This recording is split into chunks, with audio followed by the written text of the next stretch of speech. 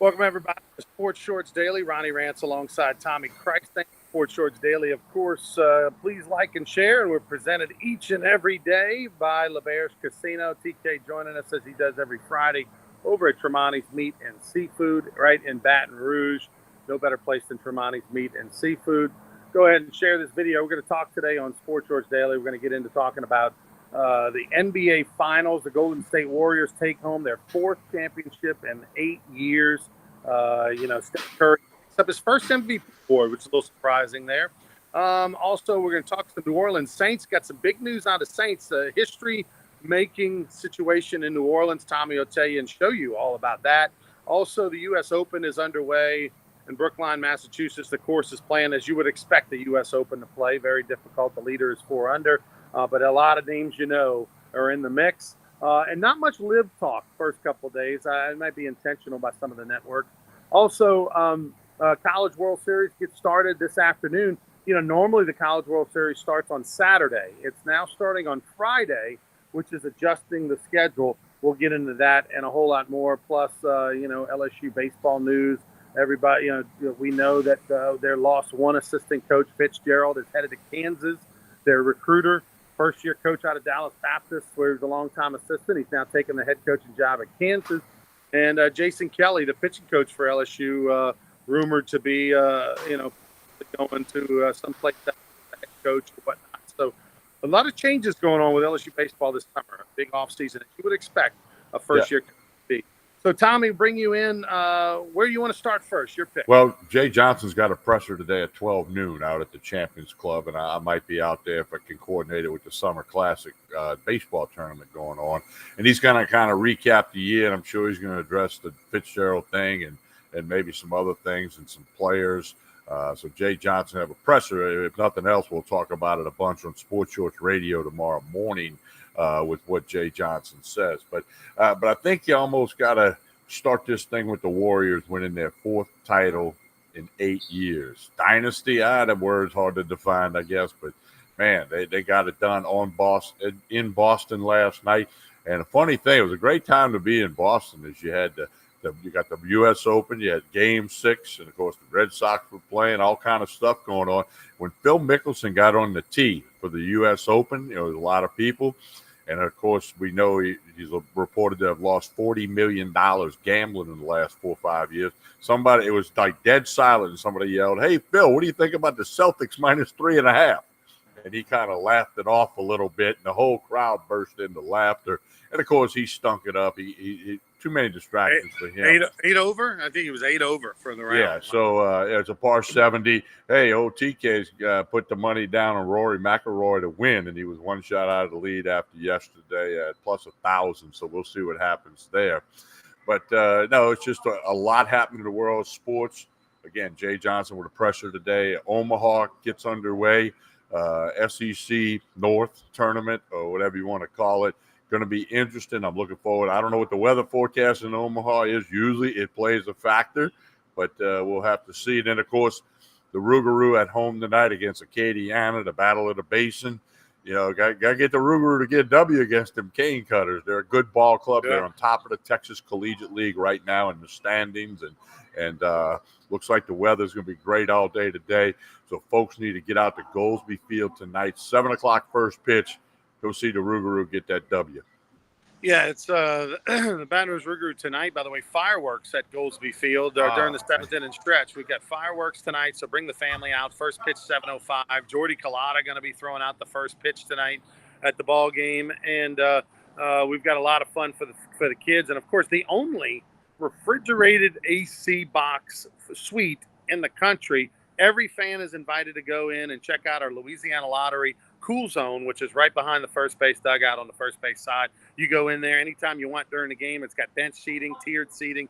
You can literally watch the game from there, and it's a refrigerated ice box. And you got to see it to believe it. And, hey, the great thing is in our Louisiana Lottery Cool Zone, right there next to the DAC Room trailer and our ice cold beer and all that kind of stuff. That's tonight, 7 o'clock, Acadiana Cane Cutters. Come on out, fireworks. Bring the team, bring the family. It's going to be a lot of fun. Go to brrougarou.com. brrougarou.com. Get your tickets ahead of time. let's talk College World Series for a minute. I got a story for you.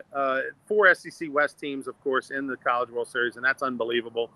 Ole Miss had to go through the Coral Gables Regional, of course, to get to the College World Series, to get to Omaha. They had to go through the Coral Gables Regional, win in Miami, and then, of course, they had to win on the road in Hattiesburg against their in-state rival, Southern Miss. A little interesting story I discovered was that former LSU Tiger Louis Garcia, who was a part of that 1991 national championship team and has a restaurant in Miami called Garcia's Seafood, he had the whole Ole Miss team over to his restaurant. Mike Bianco, a good friend of his, brought the whole Ole Miss team. They came to the restaurant, and then Mike asked him to speak to the team. And so Lou gave, he's an actor. He's a very dramatic guy. If you watch Hold the Rope, he cried a couple times in the documentary. So Lou gave the old Skip Bertman, Newt Rockne, message.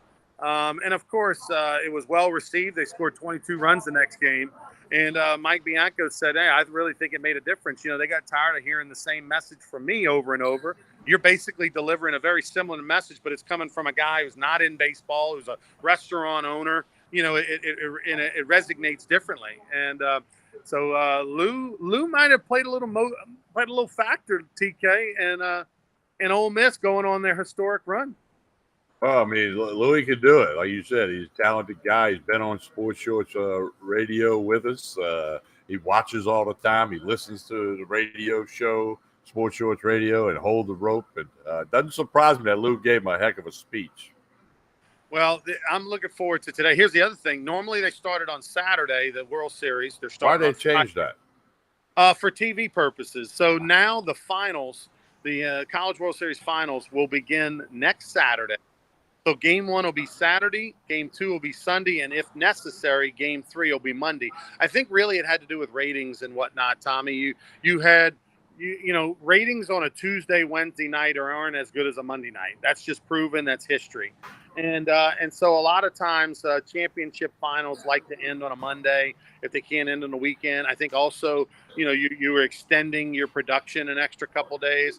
But I think the biggest thing was they wanted to move it so that the finals would be Saturday, Sunday, Monday versus Monday, Tuesday, Wednesday. Okay. And I think they just a lot more interest and better ratings and that sort of thing. So, anyway, but it condenses it. Means if you Pool A and Pool B don't have the same amount of time off from game 1 to the finals. What I mean by that is if you start on Friday, you play Friday, win or lose, you're off Saturday, you play Sunday. Win or lose, you're off Monday, you play Tuesday. Well, on the other pool, in Pool B, if you start Saturday, Tommy, yes, you're off, and win or lose, you're off Sunday and you play Monday. But if you're in the losers bracket, you're not off Tuesday. You play Monday, you play Tuesday, you play Wednesday. You have continuous games in a row. So winning that first game is so important, but particular in Pool B, because if you get into that losers bracket, there's no days off after that. Well, we all know the losers bracket story. I do a lot of USSSA tournaments. I had a guy last week. Why we got to play back-to-back? Because you're in the losers bracket. That's the way it goes in baseball, and that's the way it's going to go in Omaha. Hey, great look at Goolsby Field there. Goolsby Field, people. You need to be there tonight. Ronnie's kind of giving you a little view. Don't forget to like and share this video. But Goolsby Field, and I got the website up for you, brrugaroo.com. Get your tickets, get merchandise. There is merchandise for sale at the park. Last night there were a lot of kids ready to roll into the park, and then, of course, the weather. We can't control Mother Nature. Nobody can, and it kind of put a kink in that. So looking for a big crowd tonight. I want to see it out at the Rougarou.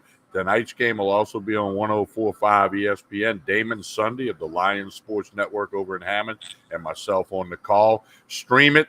Get it on the radio. We're going to have some fun at the ballpark tonight. And the Rougarou going to get a W. MeatandPotatoesUSA.com, all over the Rougarou. Yeah, definitely come on out for that. We're definitely going to be playing in first pitch at 7. Gates open at 6. So come out early and get you some fun. Have some fun. So getting back to the College World Series, Tommy, you got a prediction for us? I mean, obviously Tennessee would have been the easy pick had they advanced. But now that they're not, and outside of the 4, if you look around, do you have a prediction? Well, I'm pulling for Ole Miss and Mike Bianco. I'm really pulling. I'm not supposed to pull for a team, but I'm going to do that with Ole Miss and Bianco. And then, but I think it's either going to be Ole Miss or A&M to win it all. See, in my mind, Ole Miss and A&M have overachieved to get to this point. Ole Miss, due to some injuries and things they had, they're a little bit of a Cinderella. A&M's definitely overachieved. Heck, if you ask the coaches, they'll tell you that. But a team who underachieved but now is hitting their stride is Arkansas. Arkansas should have hosted a regional. They kind of faltered down the stretch. It was weird. They were really good for a lot of the year. I think this is the year Arkansas gets over the hump. Remember, they were 1 out away from winning a World Series a few years ago and dropped that foul ball, and then things turned. I think Arkansas is going to this is the year for Van Horn in my mind, out of the SEC teams. I don't know a lot about Stanford. Obviously, they're very good. I haven't watched a lot of Stanford, so it wouldn't surprise me there. But I guess I'm pulling, just like you, I'm pulling for Mike Bianco. And then I wouldn't mind seeing Nolan Kane and Jim Schlossnagle over at A&M, although you shouldn't, according to Jacob Hester, you shouldn't ever pull for teams that are in the SEC, regardless of the sport, because, they recruit against you and that sort of thing. But on a personal note, I'd love to see Mike Bianco win it, since it's not going to be LSU. But I think what I think is going to happen is I think Arkansas is going to win it. So okay, it'll be a lot of fun. But look, you made a great point earlier. You got 4 first games. You got 2 today, 2 tomorrow. Winning that game more important than ever. It's always important, but more important because of the way that things laid out this year. So I'm gonna do some scoreboard watching and keeping tabs on it, and try to watch an inning or two when I can. And it's going to be a fun weekend. All right, let's talk New Orleans Saints. You got some news. Tell us about it. Well, the New Orleans Saints are going to wear a black helmet for at least one game this year. Now, here's the story. The Saints wore black helmets for 6 preseason games back in the late 60s. Here was the problem. The owner, John Meekum, didn't get approval from the NFL, so they told him that he couldn't wear it anymore after he spent all the money and bought them all and all that stuff. But it was revealed yesterday. It's all over social media. I just put it up. And so we're going to have to see the Saints in a black helmet. It'll be interesting. It'll be good, for the Saints fans. And the OTAs are getting a lot of people out there. Everybody's in camp. Saints are getting fired up. I'm all about these alternate uniforms. I mean, obviously, sometimes they work, sometimes they don't. It's a swing and miss a little bit, but I don't mind it. Obviously, I like the look, and obviously, it's not like a John Meekum situation where the money matters. I mean, they can wear 16 different brand new sets of helmets for the whole team if they want, and that's a drop in the bucket for the Saints when it comes to budget. But I wonder if they'll have some Tiger Air power. Who knows in those helmets? But looking forward to seeing that, no question. Although I am biased, I do think the Saints have a top 3 uniform in the helmet, rather a top 3 helmet in the league. Outside of the Saints, who are your 1 or 2 favorite helmets? Well, I kind of like the Packers helmet. I grew up as a kid. My parents were from Wisconsin, and I kind of like that Packer helmet, and I like the way that green and gold looks together. When they wear the gold helmet, the green jersey, and the gold pants, I think that's a darn good-looking helmet and uniform. Other than that, I mean, I think the Saints are right up there near the top with their helmet. And, I'll go with the Saints-Packers thing with the helmets that I like. Outside of the Saints, my favorite helmet is the Raiders.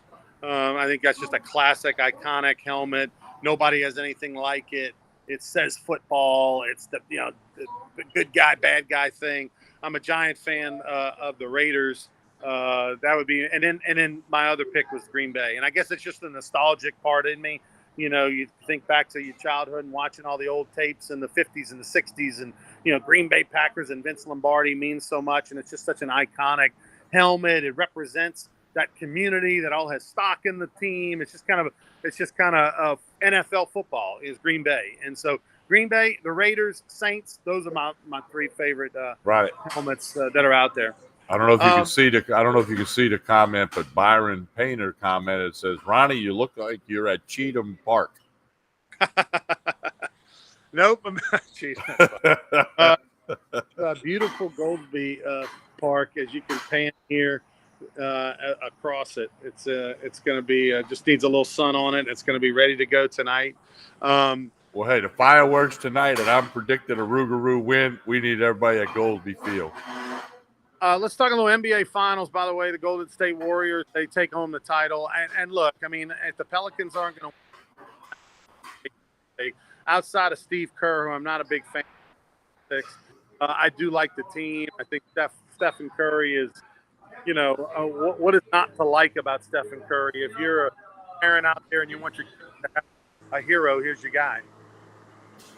Yeah, it's quite the story. 4 titles in 8 years. I had the Warriors last night. I had been on a little heater this week. I hit the Astros Tuesday and Wednesday, so had the Warriors last night. So TK's on a roll, but quite a job to get it done on the road.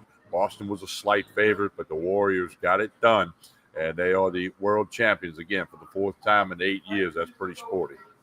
I would say that they are a dynasty. I mean, I know that's hard to qualify that term, but I mean, in this day and age of free agency and salary caps and nobody really being a team guy first for the most part, it's all about, me, what's the most money I can get, all that, which is understandable. The fact that they've been able to be very good for 8 years, obviously they had their 1.5-year stretch where they weren't due to injuries, but outside of that, I mean, and there's no reason to believe they're going to slow down. So, I mean, for basically a decade, they're going to arguably be the best team in the league. And so I think that qualifies as a dynasty.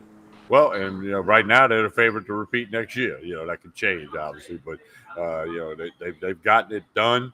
Draymond Green's quite the character, but it starts with Steph Curry and Klay Thompson. And, hey, they're the world champs again. They know how to do the parade thing. It's Scottie Pippen and Michael Jordan were always talked about as the super duo. Obviously, there's been other duos. You can even throw,